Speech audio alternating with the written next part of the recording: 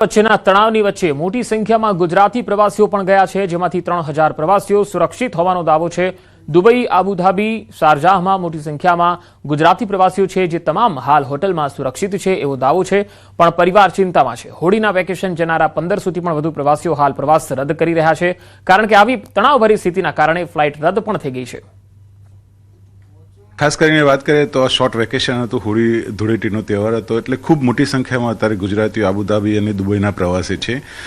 Last જાણકારી મુજબ અત્યારે તમામ પ્રવાસી જ્યાં સુરક્ષિત છે, હોટલોની અંદર સુરક્ષિત છે। આબુધાબીમાં, દુબઈમાં, શારજાહમાં તમામે પ્રવાસી સુરક્ષિત છે।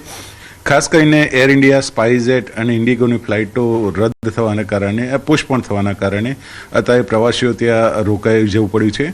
અને ખાસ કરીને વાત કરીએ તો અહીંથી જવાની સંખ્યામાં પણ જે મોટી સંખ્યામાં લોકો જવાના હતા, 1500થી વધારે પ્રવાસીઓનો અહીંયા પ્રવાસ એરલાઇન્સ કેન્સલ થવાના કારણે મુલતવી રખાયો છે।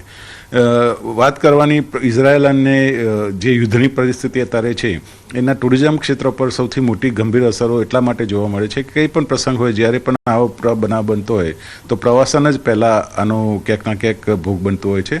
અને અત્યારે પ્રવાસીઓ ખૂબ મોટી સંખ્યામાં ફરવા જવાનો જે સમય હતો એના કારણે ત્યાં છે, પરંતુ સારી વાત એ છે કે તમામ પ્રવાસીઓ અત્યારે સુરક્ષિત છે। મક્કા મદીના પણ ખૂબ મોટી સંખ્યામાં ધાર્મિક પ્રવાસીઓ ત્યાં ગયેલા છે અને સાઉદી ગવર્મેન્ટે પણ ત્યાં આગળ આ લોકોને સુરક્ષિત રાખેલા છે। એમને પણ કોઈ તકલીફ અત્યાર સુધી પડી કે જેમ ટૂર ઓપરેટરો સાથે વાત થઈ એ પ્રમાણે કોઈ પણ જગ્યાએ કોઈ પણ પ્રવાસીની અત્યારે અગવડ પડી હોય કે કોઈ તકલીફમાં આવ્યો હોય કે કોઈ નુકસાન થયું હોય એવા મેસેજ હજી સુધી મળેલા નથી। ફરી એકવાર યુદ્ધના કાળા વાદળો ઘેરાતા વિશ્વભરમાં ચિંતા છવાઈ ગઈ છે। અમેરિકા અને ઇઝરાયલ દ્વારા ઈરાન પર કરવામાં આવતા હુમલાઓ અને તેના જવાબમાં ઈરાન દ્વારા મિસાઇલ પ્રહારોથી સમગ્ર વિસ્તારમાં ભીષણ યુદ્ધનો માહોલ સર્જાયો છે। આ લોહિયાળ અથડામણનો પડઘો 7 સમુદ્ર પાર ગુજરાતના પોરબંદરમાં પણ સંભળાઈ રહ્યો છે, જ્યાંથી અનેક યુવક યુવતીઓ રોજગાર માટે ઇઝરાયલમાં કામ કરે છે। ઇઝરાયલમાં સતત વાગતી સાયરન અને મિસાઇલ હુમલાના સમાચારોથી પરિવારો ચિંતામાં છે।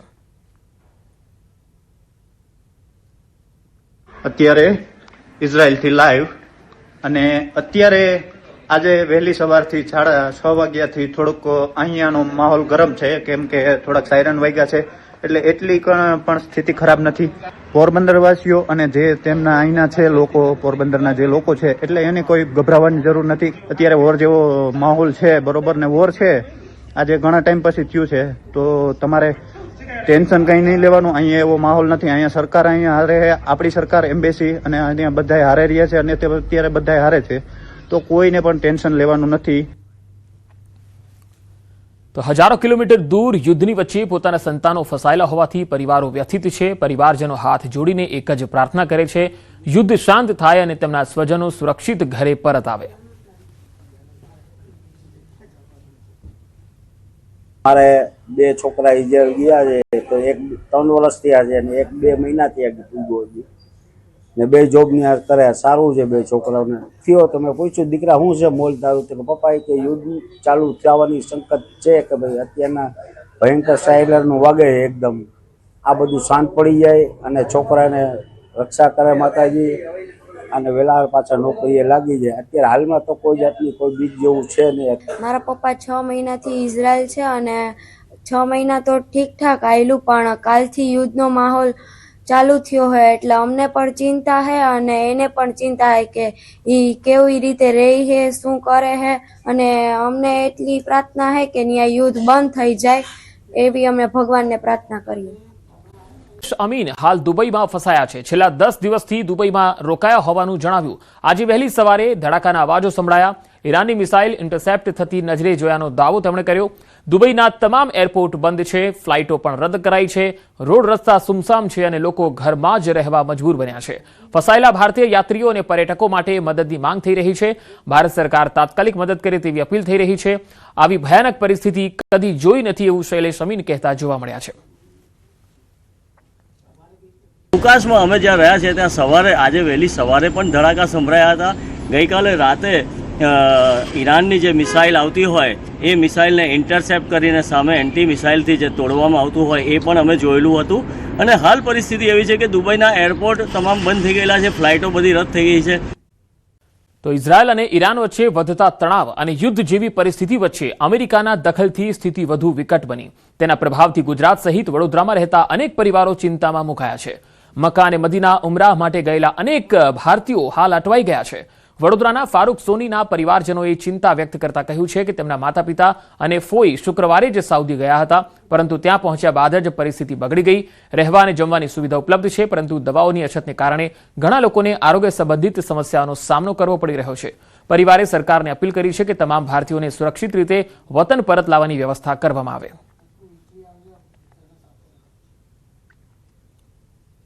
પપ્પા અને મારા ફોઈ એ ત્રણેય જણા આપણે શુક્રવારની ફ્લાઇટથી બપોરની ફ્લાઇટ તેથી જિદ્દા ગયા હતા સાઉદી અરેબિયા, જેના આપણે ત્યાં પહોંચ્યા છે અને બીજા દિવસે એમના મુશ્કેલીનો સામનો કરવો પડી રહ્યો છે. તે પહોંચવાની સાથે જ બીજા દિવસે મુશ્કેલી ઊભી થઈ છે. અહીંયા એમને રહેવા ખાવા પીવા માટેની વ્યવસ્થા કરી દેવામાં આવી છે અને જે મેડિકલનો જે ઇસ્યુ ઉભો થયો છે, મેડિકલનો જે ઇસ્યુ ઉભો થયો છે, જે મેડિસિન એમની જે આવવાની હતી, જે આજુબાજુમાં જે લોક છે અને એમનો જે સામાન આવવાનો છે, અહીંયા ઇન્ડિયાથી કોઈ લઈને જવાનું હતું બીજા દિવસે એમનો, એ બધો જે સામાન છે અટવાઈ ગયો છે અને મેડિકલનો કદાચ ઇસ્યુ ઉભો થઈ શકે છે. ઇઝરાયેલમાં યુદ્ધના કારણે કેટલાક પ્રવાસીઓ દુબઈમાં ફસાયા છે. રાજકોટના જયંત ભૂબતાણીનો પરિવાર દુબઈમાં અટવાયો છે. હાલ પરિવાર વિડીયો કોલના માધ્યમથી એકબીજાના સંપર્કમાં છે. દુબઈમાં અટવાયેલા ગુજરાતીઓને સરકાર તાત્કાલિક પરત લાવે તેવી માંગ ઉઠી છે.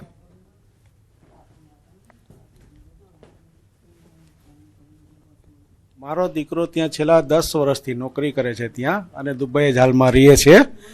અને ત્યાંનું વાતાવરણમાં એવું છે કે અત્યારે ત્યાં પોઝિશન એટલી બધી એવી થઈ ગઈ છે કે ગઈકાલે રાત્રે ત્યાં એડવાઇઝરી જાહેર કરવી પડી એ લોકોને કે ભાઈ તમે લોકો જ્યાં છો ત્યાં તમારા ઘરમાં જ રહ્યો, ઘરની બહાર નીકળવાનું બંધ કરી દો. તમે આપણી સરકારને રિક્વેસ્ટ એટલી જ કરવાની કે આપણા જેટલા ભારતીયો ત્યાં રહે છે એ લોકોને બધાને એ લોકોને સારી રીતે રહી શકે એવી કાંઈક વ્યવસ્થા કરે, અને જો ભારત આવા એ લોકો ઈચ્છતા હોય તો ભારત એ લોકોને પરત લાવવા માટે મહેનત કરે થોડીક.